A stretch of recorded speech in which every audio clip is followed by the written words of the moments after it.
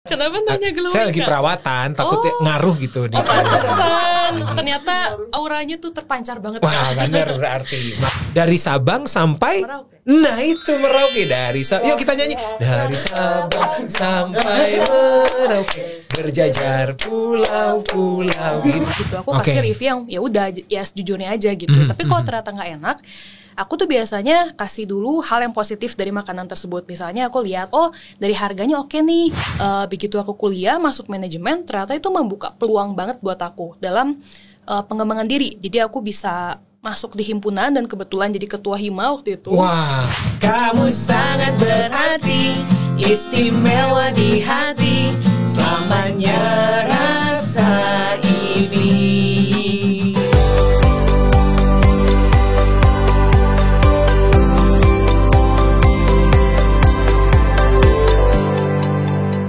Assalamualaikum warahmatullahi wabarakatuh. Selamat pagi, siang, sore, malam, dini hari, apapun itu ya, kapanpun Sobat Sion mendengarkan. Bertemu lagi dengan saya Ian Karlah. Wah, rada beda ya saya hari ini ya, karena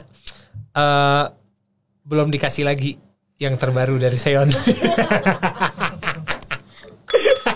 Nanti mungkin Sion akan bikin ini baru lagi. Tapi mantap lah, sejauh ini saya sudah punya dua outfit Sion dengan dua edisi. Ada edisi jersey sama edisi kaos. Nah, kaos yang berikut ini saya pakai. Nggak usah lah ya. Nggak belum ada ini kan replacement product kan, replacement product ya. Jadi nggak usah lah. Tapi mudah-mudahan tidak mengurangi keseruannya Sobat Sion untuk menyaksikan pose di episode ke-8. Ngeri ya tuh, udah 8 episode loh. Perpanjang terus ya Sion ya. Enak soalnya, maksudnya selama 8 episode itu saya bertemu dengan berbagai macam karakter orang ya, karakter pendidikan, cara ngomong, terus juga pekerjaannya dan bidang yang digeluti, dan itu tuh membuat saya ya mudah-mudahan semakin pintar lah ya Sobat Sion ya. Nah, Sobat Sion apa kabar? Mudah-mudahan sehat ya, karena kita semua di sini yang terlibat di produksi ini insya Allah sudah sehat semuanya ya. Sudah pada eskov. Enggak. Kalaupun pokoknya sudah pada sehat lah ya. Jadi mudah-mudahan Sobat Sion juga tetap sehat dan tetap memperhatikan protokol kesehatan. Seperti biasa, Sobat Sion di Pose itu selalu menghadirkan sosok-sosok yang inspiratif yang membuat kita, setidaknya membuat saya ya bertambahlah pengetahuan. Seperti berikut ini. Ini kayaknya seumuran sama bapaknya. Saya seumuran sama bapaknya ya. Ini dia di studio kita sudah kedatangan Selitif alias Seli Tiffany. Waduh. Halo Kak. Halo. Untung dipanggil kakak ya Sobat Sion ya, nggak Bang. Kalau Bang saya tersinggung saya. Apa kabar? Baik Kak. Baik. Kakak gimana? Alhamdulillah sehat. Baik. Ya. Ini saya manggilnya Teteh apa Mbak apa? Bebas lah, gimana kakak enak ya. Oke bro. Jangan. Oh ya, katanya cewek, bebas. Kak. Oh iya. Kalau cewek pesis berarti ya. Jangan nanti kayak partai ya. Aduh. Apa kabar juga? Seli udah sehat, udah PCR dan segala macam, atau jangan-jangan udah eskov juga? Aman lah saya sama Kak. Aman ya? Aman. Untuk menandakan aman kita tos dulu. Nih, aman. Jadi untuk Sobat Sion ya yang belum tahu siapa nih Seli Tiffany ini, boleh dicek dulu sambil nonton, dicek dulu Instagramnya Seli ini di mana Seli_Tif. Seli_Tif. Itu pasti pas underscore Tiffany-nya udah ada ya? Iya. Udah ada. Kok tahu Kak? Oh, udah nge-stok Instagram ya? Enggak, bukan. Itu tuh nama-nama yang jamak digunakan. Jadi ketika dipotongnya tuh Tif tuh, ini pasti Tiffany tuh udah ada gitu. Jadi kayaknya udah jamak gitu. I see. Nah, Seli sebelumnya udah pernah nonton Pose belum? Baru banget kemarin nonton Kak. Yang episode mana tuh? Episode ke-7 ya, yang bareng sama Reza Guntara. Ke-7. Nah, saya mau tanya tuh, di episode itu muka saya glowing gak? Kenapa nanya glowing? Saya lagi Kak? perawatan, takutnya ngaruh gitu di Pantesan. Ternyata auranya tuh terpancar banget. Wah, Kak. bener berarti. Makanya pakai Hada Labo. Promosi. Jadi pengen nyobain saya. Kak. Nah iya, jadi gini Hada Labo itu ya saya. Enggak dong. Enggak, berarti udah nonton ya. Berarti udah tahu lah. Kalau udah nonton, kita masuk dulu ke segmen pertama, PMS, pertanyaan masa sekolah. Nah, jadi Sel, PMS itu adalah pertanyaan masa sekolah. Kita pengen nanya nih, seorang Sally Tiffany yang di Instagram itu followernya udah bisa swipe up. Sel, bagi-bagi saya lah, saya pengen swipe up gitu biar ada orang yang minta tolong yang ya, Yan, pangpromokan lah, nurang nggak? Jadi biar bisa swipe up, langsung gitu. Kita pengen nanya nih ya, masih inget nggak zaman? Ngomong-ngomong, Sally lulus sekolah tahun berapa? Lulus SMA? Tahun 2017. Lulus SMA? Iya. Hah? Iya. SMA 2017? Iya. Kuliah berarti masuknya 2017 juga? Iya. Wow. Ketuaan saya. Saya 2017, anak saya udah setahun loh. Tapi nggak ngapa? kelihatan, Kak. Nah, kelihatannya kayak anaknya 2 tahun ya. Enggak, ini yang namanya pendidikan, yang namanya ilmu tuh itu tidak memandang umur, Sobat Seon. Gimana aja lah caranya. Nah, jadi kita akan 2017, 18, 19, 4 tahun. Ya mungkin sudah agak-agak lupa atau mungkin masih ingat. Makanya kita tanya ya. Ini mau dari IPA apa IPS? Sally dulu IPA apa IPS? IPS. SMP-nya juga IPS. SMP kan SMA IPS. Iya, IPS. Saya kira IPA ya Sobat Seon ya, kayak anak-anak IPA ya. Jadi milihnya IPS. Oke, saya akan bacakan yang IPA ya kalau begitu. Kok gitu? Siapakah yang mengetik teks proklamasi? Wah, ini kebangetan kalau nggak tahu. Sayuti Melik. Betul. Dia ini kamu tahu nggak pas dia ngetik teks proklamasi itu dia sudah bangun, soalnya melik. Melek, Ya, Kak. Beda. Kalau masih ini Sayuti merem. Ketiknya. Tapi bagus, pemerintahan sekarang bagus. Mantap. Mantap. Yang tadi mah bercandaan pemerintahan Guatemala. Guatemala kalau lu? Guatemala kalau lu? Ya, yuk langsung.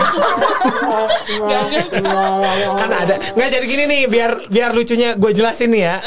Kan ada negara namanya Guatemala, tahu nggak? Iya, tahu. Nah, Guatemala kalau lu gitu. Ngerti nggak Guate? Ngerti nggak? Langsung aja yang terakhir. Apa? Padahal gampang itu. Lu ngerti nggak? Ngerti tuh, yang lain mah ngerti. Oke. Pulau terluar Indonesia sebelah barat. Nah, ini kan suka kita sebut, malah ada lagunya. Lagunya? Iya, ada lagunya. Ayo lo. Ayo coba. Ada lagunya. Nggak ada clue gitu, Kak. Nggak ada. Apa coba? 5, 4, 3, 2. Enggak, Bintana masih di Sumatera situ. 2, 1. Itu loh. Dari Sabang sampai Merauke. Nah itu Merauke. Dari Sabang. Yuk kita nyanyi. Dari Sabang sampai Merauke, berjajar pulau-pulau gitu. Pernah ke Merauke nggak? Enggak. Sama. Kirain pernah, Kak. Tapi kalau ke Jalan Merauke pernah, di dekat Saparua, ada di sekitaran situ. Juga ya. pernah, Kak. Itulah PMS ya untuk Sally Tiffany. Nggak apa-apa lah salah-salah, karena bukan cuma Sally yang salah. Orang-orang memang banyak lupa sama pelajaran sekolah ya. Betul. Karena dari sekolah tuh yang diinget biasanya pacarnya siapa aja biasanya ya. Kita jadi penasaran. Sel, dulu SD-nya di mana, Sel? SD di mana? SMP di mana? SMA di mana? SD-nya SD K5 BPK Penabur, Jalan Guntur. Terus SMP-nya BPK juga. BPK SMP juga? K5. SMA-nya Semak 1 BPK Penabur. BPK juga ya, masih di situ. Untuk yang nggak tahu, SMA BPK tuh itu tuh namanya jalan apa ya? Jalan Yang SMA. Dursasana. Oh, saya pikir itu tuh Cicendo loh maksudnya, bukan ya? Beda lagi. Oh, Cicendo tuh setelah lurusannya belok lagi ya. Ya di situlah. Jadi ini ada alumninya nih BPK nih angkatan 2017 ya. Iya. Coba dah dulu. Dah. Pasti bangga nih apa guru-gurunya. Wah, apa muridnya dulu yang diajar sekarang sudah bisa memberikan manfaat dan jadi berkat buat banyak orang. Amin. Terus kalau kuliah di mana, Sal? Di ITHB. ITHB. Jurusan apa? Ngambil manajemen. Ngambil manajemen. Udah lulus belum? Udah, sekarang lagi S2. Wow. Ini apa coba kurang followers banyak nih ya Sobat Seon. Sekarang lagi ngambil S2 di ITHB juga? Enggak, ITHB enggak ada S2 kebetulan. Oke, ngambilnya di mana? Di Mercubuana Jakarta. Oh, jadi ini masih online ininya? Iya, masih online. Wah, kita doain semoga lancar ya ininya. Amin. S2-nya ngambil apa, Sal? Manajemen lagi. Manajemen lagi. Ini berarti orangnya suka memanage sesuatu ya. Sama kayak kalau misalnya Sobat Seon lihat feed IG-nya Sally nih, itu teratur banget, termanage banget itunya ya. Apa enak gitu ngeliat feednya tuh dikasih judul dulu dan segala macem. Tapi nih ya Sobat Seon, ternyata Sally Tiffany ini memulai semuanya itu justru pas pandemi ya Sal ya. Coba Sal bisa diceritain nggak itu bisa follower sebanyak itu? Ya pandemi kan ya istilahnya baru sebentar lah, baru setahun gitu. Saya punya Instagram dari 2000. Belum ada swipe up. Silakan Mungkin belum Sal. waktunya, Kak. Betul. Terima kasih sudah membesarkan hati saya. Gimana ya? Jadi memang betul tadi kakak bilang aku mulai dari pandemi. Tepatnya pas aku udah lulus S1. Jadi kan waktu itu beres skripsi, aku punya banyak waktu luang sambil nentuin nih ke depannya aku bakal ngapain. Bakal lanjut S2 kah atau mungkin lanjut kerja. Akhirnya karena waktu luang itu aku mutusin buat mengembangin si konten Instagram ini. Dimana sebelumnya aku udah pakai Instagram sama lah kayak kakak udah lama banget dari semenjak aku SMP malah. Tapi aku mulai bikin Instagram aku tuh fokus ke food blogger. Oh, tadinya sebelum konten pengembangan diri ini. Iya, betul. Jadi aku suka banget makanan. Wow. Coba ya bayangin Sobat Seon dari food vlogger. Itu food vlogger tuh awal-awal IG tuh. Iya. Dari aku mungkin kelas 9 sampai SMA deh, Kak. Nah itu apa berarti dari umur segitu aja Sally itu udah, kan orang mah biasanya mah kalau bikin IG ya gue mah terserah gue mau, pokoknya ini mah kumpulan video gue, foto-foto gue gitu. Nah itu Sally itu dari awal main IG tuh udah menetapkan gue tertarik ini food vlogger gitu. Waktu itu apa kayak gimana konten food vloggernya? Apakah ini karena saya awam ya Sobat Seon ya, misalnya Sally datang misalnya ke tempat makan, terus Sally taruh aja handphone ini sendiri gitu atau gimana tuh? Jadi untuk video sih nggak terlalu banyak. Jadi aku lebih banyak kayak share foto. Foto-fotonya tuh kayak makanan yang aku review. Aku coba dulu nih ngunjungin kafe yang lagi hits, misalnya lagi kekinian. Aku foto kafenya, terus aku share infonya di Instagram. Ini loh tempat yang Instagramable yang biasanya anak-anak muda tuh tertarik gitu buat ngunjungin kafe yang lagi hits buat foto-foto. Biasa kan suka. Terus foto makanan. Jadi aku kayak review nih makanan ini kurangnya apa, bagusnya apa. Terus dari pendapat aku sendiri, udah gitu kurang lebih aku ngunjungin beberapa kafe, baik itu memang aku pengen ngunjungin atau mungkin dari kafe tersebut nawarin endorsement gitu ke aku. Oh, ada juga yang gitu. Oke. Jadi aku dapat tawaran makan gratis lumayan lah, Kak. Iya, betul. Bukan ada, kapan lagi ada?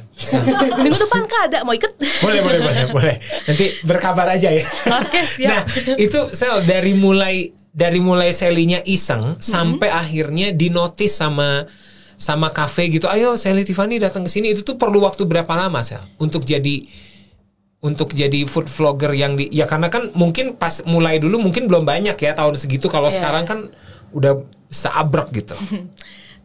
Butuh waktu berapa lama ya? Mungkin 1-2 tahun ya, Kak. Karena food blogger itu kan banyak ya semakin kesini.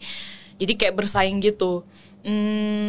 Ya 1-2 tahun lah kurang lebih, Kak, untuk aku bisa diundang gitu ke kafe-kafe atau ke restoran. Oke. Sel, ini mungkin pertanyaannya agak keluar dari jalur.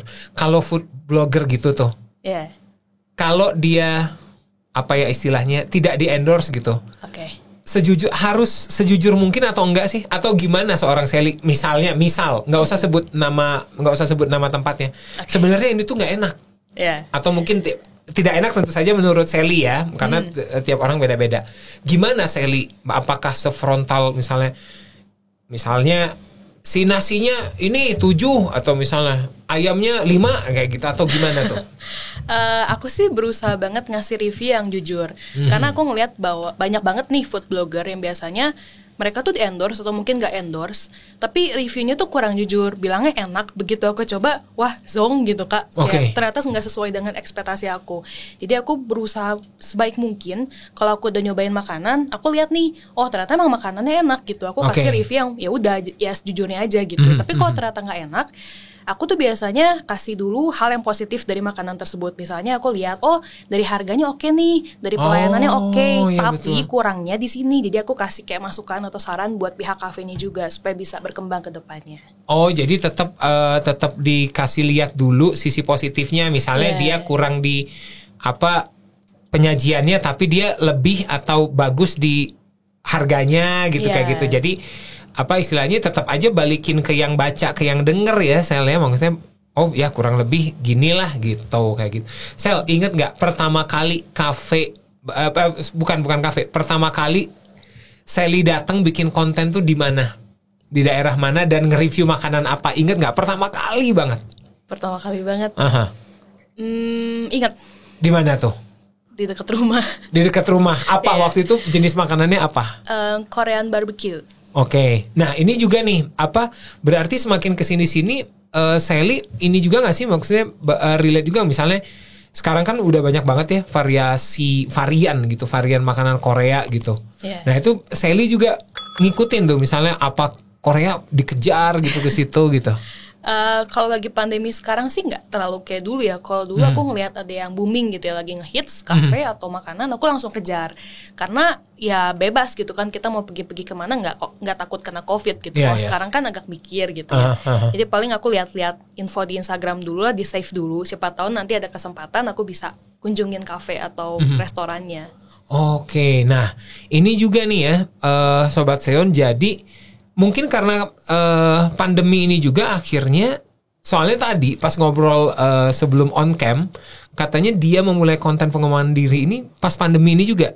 Ini juga berkaitan karena pandemi, terus mungkin nggak bisa keluar makan gitu akhirnya. Nah itu gimana tuh Sel? Mulai, apakah memang Sel itu memang tertarik sama, ya selain dengan konten makan makanan gitu, sama pengembangan diri atau psikologi itu juga tertarik? Iya, tertarik. Jadi benar, aku mulai pas pandemi. Jadi mungkin karena aku suka nulis sih Kak awalnya.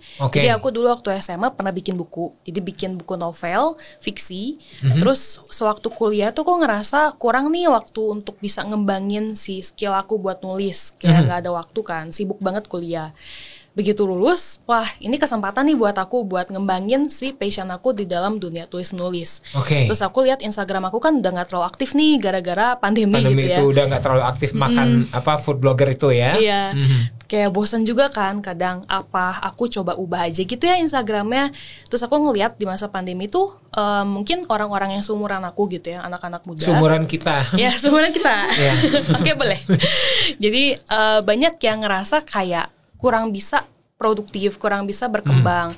Terus biasanya ngalamin problem-problem kayak misalnya insecure lah, overthinking lah, dan segala macam. Akhirnya aku berpikiran, oh kayaknya bagus nih kalau aku bisa coba kembangin Instagram aku buat nge-share sesuatu konten yang bermanfaat buat mereka. Jadi kayak ngembangin diri mereka nih di masa pandemi. Jadi jangan down terus dong, jangan insecure terus. Karena anak muda itu pasti punya potensi, tapi gak semua anak muda tuh mengetahui dirinya punya potensi tersebut. Tuh ya, semua anak muda tuh punya potensi, tapi tidak semuanya mengetahui apa potensinya ya. Wah, ini menarik nih.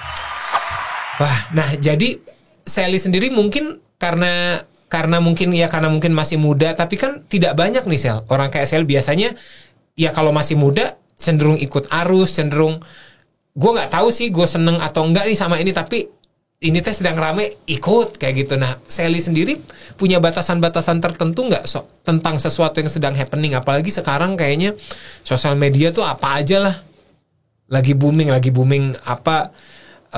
yang joget-joget segala macam. Iya, soalnya kan mungkin orang tuh ngerasa, aduh gue teh nggak cocok ya sama yang joget-joget itu gitu. Akhirnya menarik diri tapi dianggap tidak update gitu kayak gitu tuh. Sally sendiri gimana tuh ngelihat fenomena anak muda yang terlalu gampang ikut arus kesana kemari deh gitu. Oke, sebenarnya kalau ikut arusnya dalam konotasi positif, menurut aku nggak jadi masalah. Tapi kalau misalnya udah negatif gitu, misalnya ikut-ikutan sesuatu yang cenderung merugikan diri, nah itu salah banget sih. Menurut aku sayang banget lah, sayang waktu, sayang uang juga mungkin, siapa tahu. Kayak gitu sih Kak, kalau menurut aku. Nah, kalau kayak gitu tuh Sel, ada nggak misalnya, alah lu juga kan masih muda nih, ada aja biasanya kan orang tuh haters gitu istilahnya Sobat Seonnya, alah lu sok-sok ngingetin orang, sok-sok ngajarin orang, lu nya udah bener atau belum, suka ada ngerasa gitu nggak, atau jangan-jangan ada tuh ucapan kayak gitu yang datang ke Sally? Kalau ucapan secara direct atau langsung sih nggak ada ya Kak, sejauh ini belum ada. Tapi pernah sih ngerasain kayak dalam pikiran sendiri gitu. Kan suka mikir ya, tuh kalau misalnya aku nge-share konten gini bakal dijudge nggak ya sama orang gitu. Siapa tahu dari mereka tuh yang ngerasa, apa lu Shelly gitu kan, so-soan nge-share konten kayak gini, emang lu jago, emang lu bisa gitu kan. Itu biasanya datang dari pemikiran sendiri sih Kak. Tapi kalau dari orang lain yang langsung gitu ya, sejauh ini sih nggak ada kebetulan. Nah, Sobat Seon, kalau misalnya Sobat Seon lihat ya di Instagramnya @Sally, Sally-nya SHELLY_TIFF TIFF ya. Itu kontennya tuh semuanya tuh relate tuh sama anak muda gitu. Nah, menurut pandangannya Sally sendiri nih, proses apa sih yang pasti dilalui sama anak muda tuh, terus gimana tuh menurut Sally di usia yang sekarang menyikapi setiap proses yang dilalui oleh anak muda tuh, apakah beneran harus ikut arus kah, atau kita harus punya benteng pertahanan sendiri dan segala macam? Oke, prosesnya mungkin banyak ya, kalau dijelasin satu-satu banyak banget. Tapi kurang lebih proses yang utama banget itu dalam mencari yang namanya jati diri atau identitas diri. Nah, biasanya tuh kalau aku lihat anak-anak muda, mungkin seumuran aku juga ya, kayak ada yang masih belum tahu nih, aku tuh sebenarnya siapa sih gitu, aku di dunia ini mau ngapain gitu, tujuan aku hidup apa, potensi aku, minat aku di mana, masih kayak belum tahu secara jelas dirinya itu kayak apa. Nah, jadi mungkin kalau misalnya dari kita SMP ke SMA, SMA ke kuliah, kita tuh bakal diperhadapkan dengan situasi kayak kita berteman dengan banyak orang, terus kita ngalamin banyak banget pengalaman, terus kita tuh mikir, aku hidup ini tuh mau ngapain sih setelah lulus SMA, setelah lulus kuliah, bingung gitu kan. Karena ya kita belajar buat mencari jati diri gitu. Ya. Nah, memang sebenarnya seberapa penting Sel kita untuk mengetahui atau untuk tahu jati diri kita apa sebenarnya seberapa penting sih buat hidup kita tuh? Menurut aku penting banget Kak, karena kalau misalnya kita nggak tahu jati diri kita, maksudnya dalam arti identitas kita nggak tahu gitu ya, tujuan hidup kita apa, passion kita apa, minat kita di mana, kita tuh bakal kehilangan arah gitu. Kita nggak tahu ke depannya hidup mau dibawa kemana gitu, kayak judul lagu ya, lirik lagu. Iya betul ya, mau dibawa kemana ya. Berarti sampai segitunya ya, pengaruh jati diri di kehidupan kita. Nah kalau gitu tuh Sel, memang apa sih ciri-ciri orang yang udah ketemu nih jati dirinya gitu? Ciri-cirinya yang pasti yang pertama, dia tahu apa yang menjadi kelebihan dan kekurangan diri. Nah, strength and weakness. Biasanya kita tuh pasti masing-masing individu beda ya satu dengan yang lainnya. Kayak aku punya kelebihan, kekurangan aku, kakak juga punya. Misalnya kelebihan aku misalnya dalam dunia tulis menulis, aku jago dalam main kata-kata. Tapi kelemahan aku misalnya aku tuh cenderung emosian misalnya. Nah, terus selain mengetahui kelebihan, kekurangan, pastinya seseorang yang udah menemukan jati diri tuh tahu passionnya, minatnya tuh di mana. Nah, passion ini sebenarnya bisa kita temuin lewat hal yang kita suka, yang kita enjoy, dan kita tuh nggak bisa gantiin hal tersebut dengan hal lain. Misalnya passion aku gitu ya, writing. Nah, aku tuh nggak bisa replace writing dengan hal lain. Misal aku coba musik, ya musik aku suka sih, tapi nggak suka writing. Kayak gitu. Terus ciri lainnya mungkin bisa dilihat dari prinsip gitu Kak. Biasanya orang yang tahu jati diri, dia udah tahu menetapkan prinsip hidup dia gitu. Gak mudah terbawa arus ibaratnya. Kalau misalnya dia bergaul dengan teman-teman yang cenderung negatif misalnya, ya udah dia nggak akan ikut-ikutan, nggak sampai terbawa arus yang negatif, karena dia udah punya prinsip, dia tahu jati dirinya, dia punya value dalam hidup dia. Gitu. Nah itu tuh biasanya nih ada patokan khusus nggak sih Sel? Misalnya biasanya orang akan menemukan jati diri di umur 25 gitu misalnya, biasanya, atau bisa setelah lewat 25 teh masih belum ketemu, atau ada nggak sih patokan pastinya? Kalau patokan pasti menurut aku nggak ada sih Kak, Oke. karena tiap orang itu pasti beda-beda. Misal kalau aku mungkin bisa menemukan jati diri itu di umur 20, tapi ada juga anak-anak yang lebih muda dari aku udah ketemu nih jati dirinya gitu. Ada juga yang mungkin terlambat. Jadi setiap orang tuh pasti punya fase masing-masing sih kalau menurut aku. Nggak ada patokan yang benar-benar pasti, oh di umur 25 pasti nih orang bakal menemukan jati diri. Kata aku sih enggak. Nggak tentu lah ya Iya. gitu. Nah berarti tadi statementnya Sally, semua orang tuh pasti punya potensi tapi dia nggak tahu tuh, berarti tuh sangat bisa ya mungkin dijadiin acuan atau pecutan gitu ya buat Sobat Seon yang mungkin ngerasa hidupnya gue kok gini-gini aja. Tapi kan tingkat kesulitan orang dalam menemukan jati diri, dalam menemukan dia mau apa, itu kan beda-beda. Mungkin terbentur dalam finansial mungkin, keadaan ekonomi. Nah kalau kayak gitu gimana tuh Sel? Misalnya terbentur sama, gue tuh sebenarnya suka nih musik gitu misalnya, tapi gak didukung sama orang tua atau gimana lah biasanya. Oke. Sebenarnya ini relate juga sih sama apa yang aku alami Kak. Jadi aku tadi sempat bahas, aku ngambil di manajemen. Sebelumnya waktu aku mendaftar kuliah tuh aku nggak fokus ngambil manajemen. Tahu nggak aku ngambil jurusan apa sebelumnya? Tuh? Awalnya ngambil DKV. DKV? Iya, desain komunikasi visual. Okay. Awalnya aku udah tertarik banget nih sama desain. Yang desain-desain gitu lah ya. Gambar-gambar juga aku suka dari TK. Tapi pas aku udah daftar ke kampus itu, ke ITHB, seminggu sebelum masa orientasi orang tua aku tuh bilang ganti jurusan. Terus kayak kayak istilahnya aku juga bingung sih. Awalnya pas aku daftar mereka setuju, tapi tiba-tiba mereka kayak ganti pikiran gitu. Udahlah kayaknya mending bisnis atau manajemen lebih terjamin gitu. Kalau DKV kayaknya kurang pasti karena background orang tua kebetulan di situ sih. Bisnis ya betul. Nah itu sikap Sally aja waktu itu gimana tuh menyikapinnya? Karena pada akhirnya Sally menuruti kan, dalam tanda kutip menuruti kemauan orang tua. Terus passion minat Sally ke DKV tetap bisa dituangkan nggak sampai sekarang walaupun kuliah manajemen?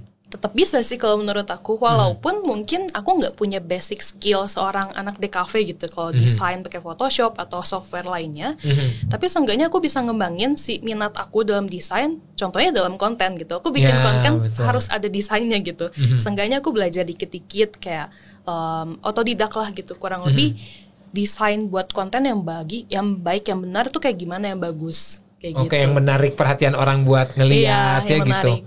Nah Sel, punten, sempat ada kecewa nggak sama kok orang tua? Sempat ada down gitu nggak sih Sel? Di pas fase itu kayak ngerasa, ya gue nggak didukung nih, atau sempat apa yang Sally rasain waktu itu ketika disuruh ganti jurusan? Berarti itu sudah sempat masuk kelas DKV enggak? Enggak, sebelum mulai masa orientasi. Oh, dan bisa ya maksudnya Bisa. ganti. Waduh, gimana waktu itu perasaannya Sel? Awalnya shock sih, speechless gitu kayak, udah daftar gitu kan, dekat terima, bahkan udah dapat nomor induk mahasiswa gitu kan kalau di kampus. Oh iya. Terus kayak udah dapat title anak DKV gitu kan, calon maba DKV gitu ya. Terus tiba-tiba ganti jurusan, kayak gimana gitu kan, kayak bingung banget gitu kan. Terus kecewa sih pasti gitu kan, antara kecewa, kesel sendiri gitu kan, kayak kenapa ya kayak gini banget gitu kan, ngedadak banget kan. Awalnya udah setuju, tiba-tiba berubah pikiran. Kecewa, sakit hati. Cuman aku belajar kayak kalau misalnya aku tetap maksain gitu ya ngambil DKV, mungkin itu nggak akan berujung baik juga sih. Bisa aja gitu kan di suatu saat DKV itu kan pasti butuh biaya yang gede gitu Kak. Iya betul. Nah ternyata setelah dijalanin dan udah lulus dan bahkan sekarang S2-nya manajemen juga, sesulit itu nggak? Setidak menyenangkan itu nggak, Sel? Setelah dijalanin nih gitu, udah sekarang S2 manajemen juga. Apa jangan-jangan asik juga ya manajemen? Gimana tuh? Iya, justru pas aku jalanin awalnya kan aku bingung ya Kak, kayak aduh manajemen belajar apa ya, terus ntar pergaulannya gimana gitu, banyak banget yang aku pikirin saat itu. Tapi ketika aku mulai melangkah dan aku ngeliat wah asik gitu setelah dijalanin, aku ketemu sama banyak teman baru gitu, bahkan pengalaman-pengalaman baru yang aku nggak pernah duga. Misalnya dulu waktu aku SMA aku cenderung kayak pasif gitu, kayak di kelas ya banyak diemnya gitu, terus nggak ikut organisasi karena udah sibuk gitu kan, SMA-nya waktu itu kan ngebut banget gitu. Begitu aku kuliah masuk manajemen, ternyata itu membuka peluang banget buat aku dalam pengembangan diri. Jadi aku bisa masuk di himpunan dan kebetulan jadi ketua hima waktu itu. Wah, terus keren. aku juga ikut lomba, terus ya pokoknya lebih kayak ngembangin skill potensi yang selama ini aku nggak sadari gitu selama aku SMA. Dibuka pas aku masuk manajemen. Manajemen itu dan belum tentu semua kesempatan itu terbuka kalau masuk DKV ya, tapi walaupun belum tentu juga ya, tapi paling tidak dengan berarti bisa dibilang gini ya Sel ya, kalaupun misalnya sesuatu itu terjadi di luar takdir yang kita inginkan, terima aja dulu. Iya nggak sih? Terima aja dulu terus jalanin dulu gitu ya. Nanti juga ya pasti Tuhan mah tidak akan meninggalkan kan kayak gitu. Betul banget. Cakep ya. Ini barusan ya. Mantap. Keren. Pinter juga gue. Iya ya. Nah, Sel, pesan-pesan nih karena buat saya ya polemik. Sally ngerasa gak sih kayak tiap udah masuk SMA terus ke usia kuliah tuh ya, itu tuh selalu jadi polemik tahunan antara orang tua dan anak deh. Iya gak sih kayak oke, mungkin ada di satu malam diajak ngobrol tuh sama papa mamanya, kamu pengen apa? Aduh janganlah jurusan itu kayak gitu. Coba Sel kasih tips atau insight lah ya buat teman-teman yang mengalami mungkin sama kayak Sally bahwa dia pengen jurusan ini tapi disuruh orang tua ini gitu. Gimana menyikapinya? Karena ya maaf ya karena ada juga yang akhirnya memperburuk hubungan orang tua dan anak kan. Maksudnya sampai ada yang minggat lah dari rumah dan segala macam gitu. Oke, mungkin kalau dari pengalaman aku tuh berusaha buat be open minded aja sih, kayak berpikiran terbuka lah. Mungkin memang sih orang tua aku kayak nggak setuju gitu kan aku ngambil DKV. Ya aku mikir ya toh kan mereka yang biayain hidup aku juga gitu kan, kuliah masih dibiayain kan. Jadi aku bergantung juga nih sama mereka. Kalau misalnya aku udah punya penghasilan sendiri sih mungkin aku bakal terus ngambil DKV kayaknya. Tapi aku selalu berpikir jangan terlalu maksain kehendak kita gitu. Sekalipun kita ngelihat oh ini pilihan aku yang terbaik, tapi kenyataannya tuh belum tentu bakal kayak gitu Kak. Bisa jadi yang kita pilih tuh salah gitu, tapi orang tua kita tuh tahu yang terbaik buat kita gitu.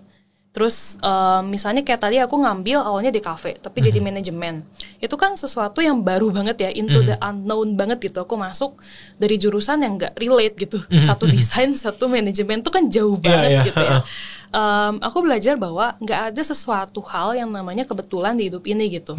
Kalaupun mungkin ada dari teman-teman gitu ya, mungkin yang masih sekolah gitu ya, ngalamin juga kayak aku, pikir aja pasti ada sesuatu yang baik gitu yang bakal kita dapetin di balik ini gitu. Ada hikmahnya lah gitu Kak. Pasti ada sesuatu kesempatan yang lebih baik daripada yang kita harapkan sebelumnya. Oke, mantap ya. Jadi mudah-mudahan ya apa sobat Seon yang merasa terbentur dengan keinginan orang tua, dicoba dulu mungkin ya, dicoba diskusi juga penting ya. Saya maksudnya sampein kenapa papa mama kenapa pengen aku itu gitu kali ya. Nah kalau dari aku gini nih, tapi pokoknya diturutin atau enggak, percayalah semua yang terjadi tuh kalau kata Sally itu semuanya tuh pasti yang terbaik dan tidak ada yang kebetulan. Betul. Nah terus nih Sel, dari konten-konten yang Sally bikin di di sosial media ya, di Instagram, itu sebenarnya apa sih yang Sally harapkan gitu dari konten-konten itu tuh? Sebenarnya goalsnya Sally itu biar anak muda ya kan, mostly mungkin pasarnya anak muda ya. Apa yang pengen Sally kasih lihat atau kasih tahu ke anak muda yang baca konten Sally?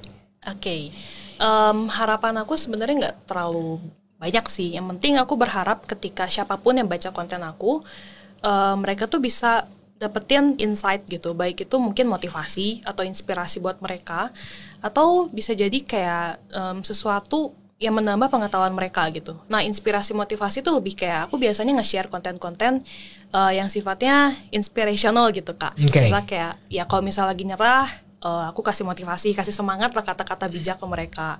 Karena banyak dari anak-anak muda yang mereka tuh ngerasa aduh nggak termotivasi nih, bingung gitu kan, nggak ada temen yang bisa ngasih support gitu. Siapa tahu dengan aku bisa nge-share konten tersebut, itu tuh bisa membangunkan semangat mereka lagi gitu. Aku berharapnya kayak gitu sih Kak.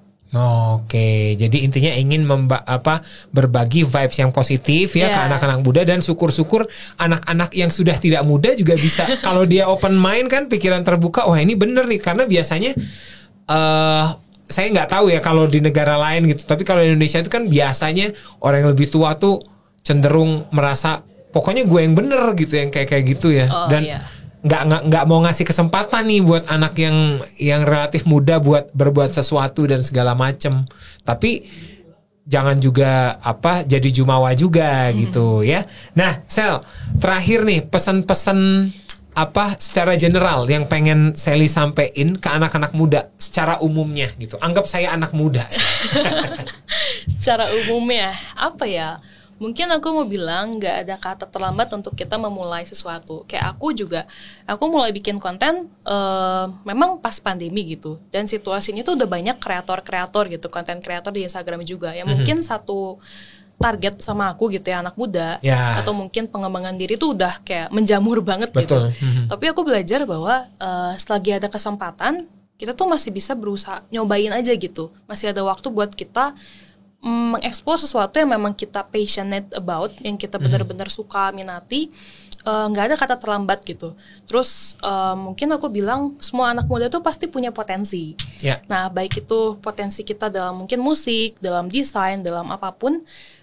Tapi kita tuh seringkali insecure, seringkali overthinking, seringkali membandingkan diri kita sama orang lain. Padahal kalau kita fokus dengan diri kita gitu, kita tuh bakal lebih bisa berkembang.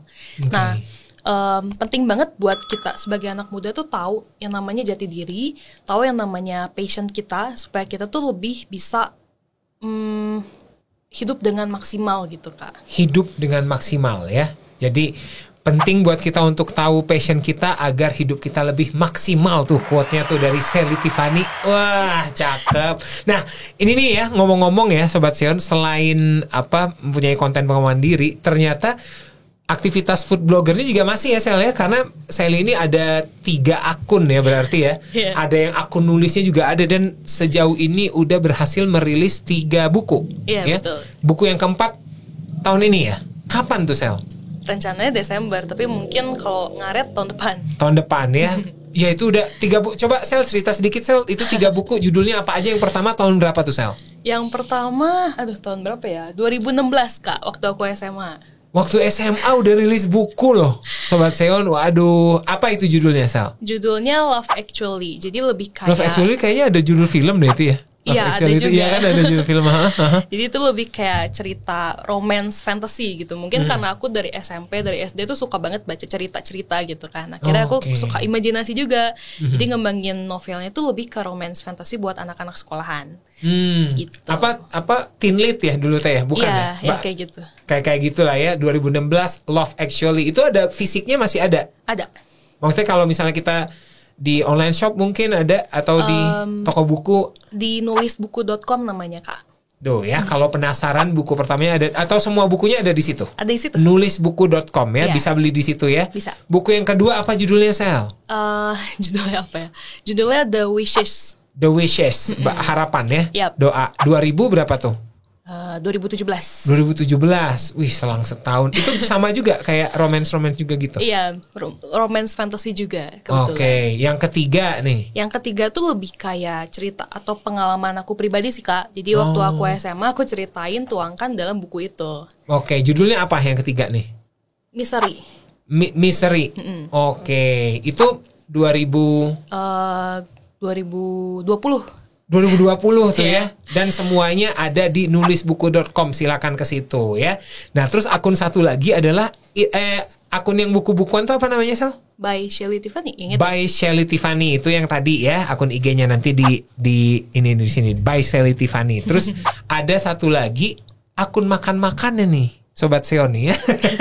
Apa nama akun makannya Sal? Eat with Sally. Eat with Sally di situ. Nah, itu kalau Eat with Sally sendiri khusus buat food blogger doang. Iya, pokoknya kalau aku nge-share konten makanan atau kafe, aku share di situ, Kak. Itu maaf, yang berbayar maupun yang tidak berbayar? Betul. Oke, jadi kalau mau tahu nih tempat-tempat hits, sejauh ini masih di Bandung aja, Sel, atau? Ada beberapa dari Jakarta sih, Kak. Oke. Karena waktu itu sempat tinggal di Jakarta juga. Nah, jadi kalau pengen tahu rekomendasi ini langsung dari ahlinya ya.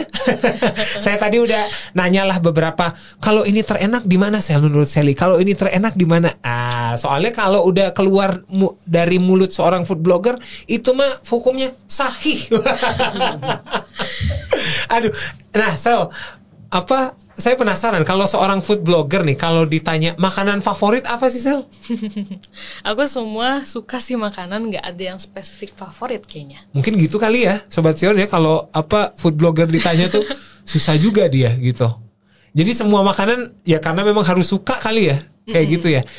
Ada akun YouTube juga nggak Sel? Belum sih sejauh ini. Kenapa OTW. belum ada? Wah, OTW. Kita tungguin aja nanti ya. Kalau akun YouTube kepikirannya bikinnya yang mana nih Sel? Yang apa, romance tadi, apa yang makanan juga, apa? Belum tahu sih Kak, tapi kayaknya pengen makanan nih cobain. Pengen makanan ya? Barangkali butuh asisten. Boleh. Siap saya.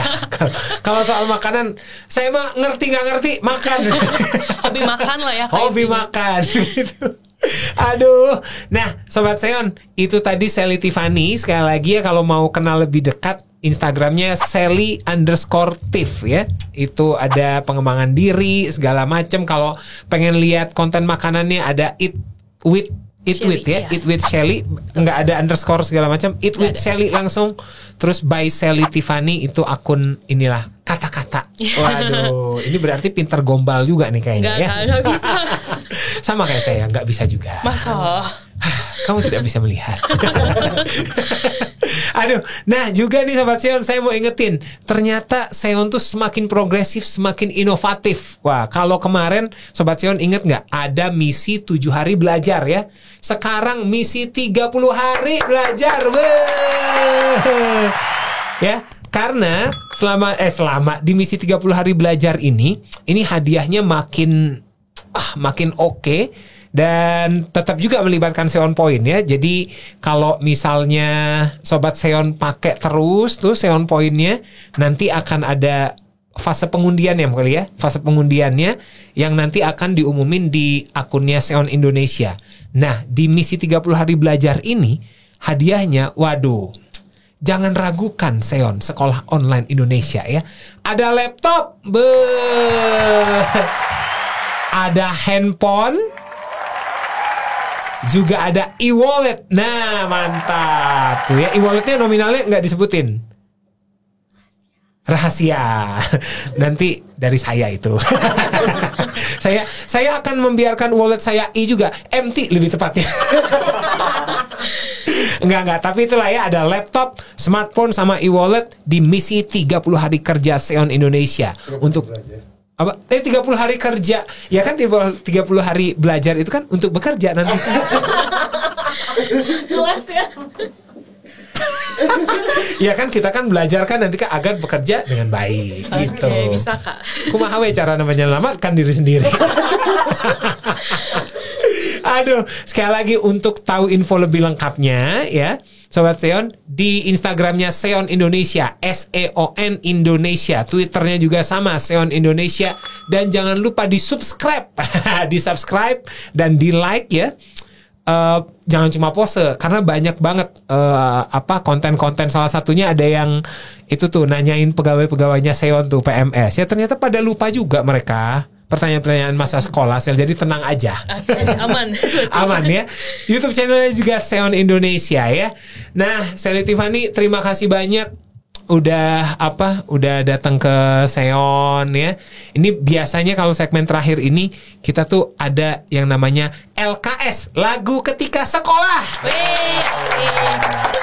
Jadi kita akan bernyanyi lagu-lagu yang menurut Sally Tiff ini berkesan selama Sally sekolah gitu. Kira-kira kita mau nyanyi lagu apa, Sel?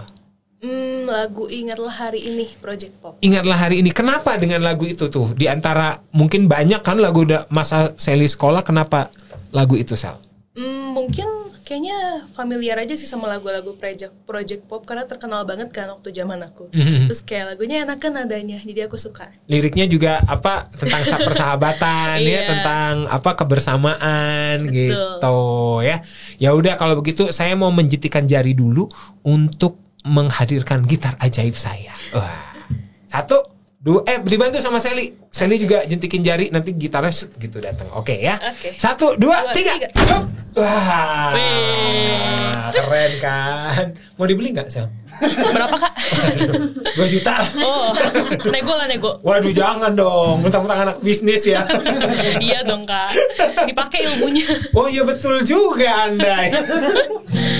Aduh, jadi Sobat Seon, terima kasih udah menyaksikan Pose episode ke-8 bersama Sally Tiffany ya. Mudah-mudahan ada yang bisa diambil. Dan ini spesial banget nih ya buat anak muda. Kalau kata Sally tadi, tidak ada yang kebetulan ya. Terus gali potensi kamu, karena semua anak muda tuh pasti punya potensi ya. Betul. Nah, yang sekarang tuh kita tuh belum tahu aja, tapi pasti ada ya. Pasti ada. Jadi jangan nyerah dan tetap open minded gitu. Sally, terima kasih banyak sudah datang ke studionya Seon. Ada apa lagi nih next dari seorang Sally Tiff, kalau boleh dibocorin, selain buku nih? Selain buku, apa ya? Akan apa mungkin bakal coba aktif TikTok sama YouTube deh ke depannya. Wah, tuh TikToknya nanti isinya soal pengembangan diri juga, dijogetin gitu ya. Pengembangan diri cek. Nggak tahu sih Kak, kayaknya agak aneh ya. Iya, makanya agak aneh. Nanti kita lihat aja lah apa isi TikToknya Sally Tiffany ya. Ya, kalanya juga pamit undur diri dulu. Terima kasih banyak Sobat Seon yang udah nonton. Jangan lupa sekali lagi ya, update info terbaru soal apa aja inovasi dari Seon Indonesia ada di semua platform sosial media Seon Indonesia. Dan buat yang belum download lah, sudah ada di Google, di Play Store ya, di Play Store Seon Indonesia. Yang gambarnya ginian nih yang burung hantu ya. Oke, kita ketemu di lain kesempatan. Ini dia Ingatlah Hari Ini bersama Sally Tiffany.